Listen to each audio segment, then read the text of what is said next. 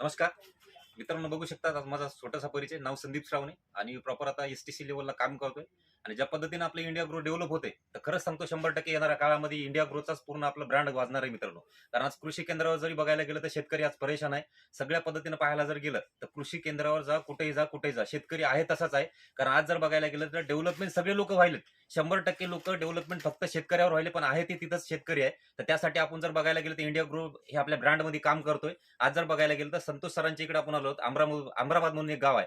त्या शेतामध्ये आपण जर बघायला गेलं तर पहिलेपासून सुरुवात दिली होती. तर सरांचा केळीचा पूर्ण टोटली बाग आहे. आणि त्या पद्धतीने आज सरांना जे रिझल्ट आलाय, तर आपला तो नाही, खरं 100% आज जर सांगायला जर गेलं तर मला असं वाटतं की प्रत्येक शेतकऱ्यापर्यंत पोहोचलं पाहिजे. पण आपली ताकद अशी आहे की आज पाहिल्याच्या नंतरच तुम्हाला कळलं की इथून पुढे इंडिया ग्रोचा हे ब्रँड नेमकं काय चालते आणि कशा पद्धतीने काम करते. तर संतोष सरांचा थोडासा परिचय देतील सर, आणि त्यांच्याकडे किती जमीन आहे, काय आहे आणि किती एकरला आपलं वापरलं हे ते सांगतील स्वतः. सर नमस्कार सर. संतोष सटवाजीराव, टेकाळे, राहणार अमराबाद, तालुका अर्धापूर, जिल्हा नांदेड. माझ्याकडे 42 एकर जमीन आहे. 20,000 केळी आहे. 8 एकर हळद आहे. Okay sir. आणि तुम्ही आता याच्या पुढे पूर्वी जे हळदीला वापरला होता, तुम्ही हळदीला पण वापरला? हो सर. हळदीला किती एकरला वापरला तुम्ही? 8 एकरला. 8 एकरला वापरलं. तर आज तुम्हाला एकरी काय क्विंटल झालं सर हळदीचं? सर 42 आवरेज झालेलं आहे. 42चं तुम्हाला आवरेज झालेलं आहे. बरं, हळद कशी होती, कशी स्थिती झाली होती हळदीची? हळदीची स्थिती सुरुवातीला विटकऱ्या कलर आला होता हा. आणि हळद बिलकुल हे नव्हती. तुम्हाला कृषी केंद्रवाल्यांनी काय सांगलं होतं? कृषी केंद्राने जवळपास 50 ते 60,000 रुपये खर्च येईल. हा. आणि पुन्हा आम्ही गॅरंटी देत नाही म्हणले. गॅरंटी देत नाही. बरं, ऍक्च्युली पाहायला गेलं तर आपलं योगायोग आहे की कृषी केंद्र कोणाचं आहे? कृषी केंद्र याच आहे ना, समजा एक घरचंच तुमचं आहे, बरोबर आहे. आता बघा मित्रांनो, सरांचं ऑलरेडी जर बघायला गेलं तर काकाचं त्याचं म्हणजे घरच्यांचंच कृषी केंद्र आहे. आणि त्या हळदीला सरळ सांगलं होतं की खर्च लावू नका तुम्ही, एवढा 50-60 हजार होते.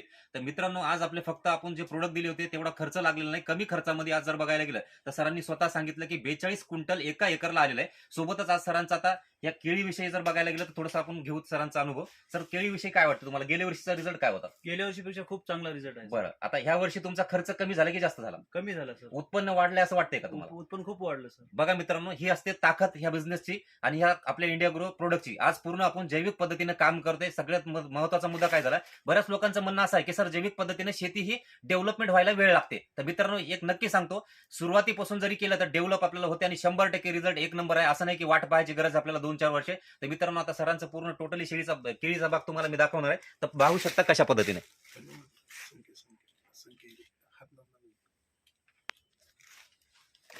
आज जे घड आहेत मित्रांनो, ते पाहू शकता तुम्ही. आणखी पूर्ण झालेलं नाही, 2 महिने राहिलेले आहेत. सर, संतोष सर, तुम्ही फणी मोजून दाखवा.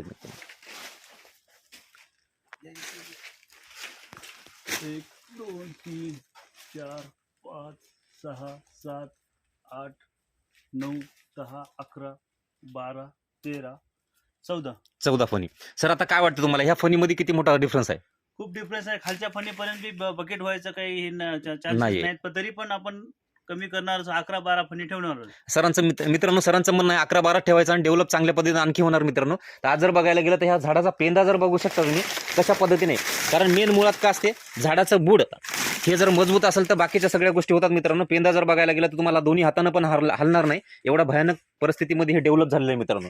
तर ऑल द बेस्ट मित्रांनो. आज जर बघायला गेलं तर सगळ्यांना एक रिक्वेस्ट आहे की आज कमी खर्चामध्ये तुम्हाला जर उत्पन्न जास्त काढायचं असेल तर बिलकुल तुम्ही 100% करू शकता मित्रांनो. All the best. कारण तुमचा खर्च कमी करा. आज आपला हेतू तेच आहे की शेतकऱ्याचा खर्च कमी झाला पाहिजे आणि शेतकरी डेव्हलपमेंट झाला पाहिजे. तर त्यासाठी जे कोणी तुमचे लीडर असतील त्यांच्याकडनं पूर्ण इन्फॉर्मेशन घ्या मित्रांनो. Wish all the best. जय हो इंडिया ग्रुप.